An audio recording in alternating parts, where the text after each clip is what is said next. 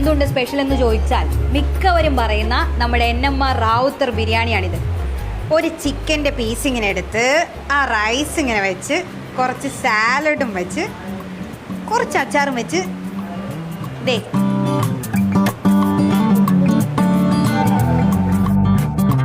പൊളി. പാലക്കാട് ജില്ലയുടെ കിഴക്കൻ പ്രദേശങ്ങളായ 3 താലൂക്കല്ലാതെ കോയമ്പത്തൂർ, അവനാശി, തിരുപ്പൂർ, ഈറോഡ് അങ്ങനെ ഒരു ബെൽറ്റ് ഉണ്ട്. പൊള്ളാച്ചി, ഉടുമൽപേട്ട, ഈ ഒരു ബെൽറ്റാണ് ഇത്. കൊങ്ക് നാടാണ് ഇത് പറയാം. ഈ കൊങ്ക് നാട്ടിലേക്ക് പെട്ട ഒരു ബിരിയാണി ഇതാണ്. ഇതിന്നിപ്പോൾ കുറച്ച് പഴനി പോയി വെച്ചാൽ അവിടെ കീറന്നൂർ ബിരിയാണിയാണ്. അതേപോലെ ദിണ്ടുക്കൽ പോയി കഴിഞ്ഞ് വെച്ചാൽ അവിടെ തലപ്പാക്കട്ടി ബിരിയാണി വെച്ച് കുറച്ചുകൂടി സ്റ്റിക്കി ആയ ഒരു ബിരിയാണി അവിടെ ഉണ്ട്. സേലം പോകുമ്പോൾ അത് വേറൊരു ടൈപ്പ് ബിരിയാണി, ബസ്മതി റൈസ്.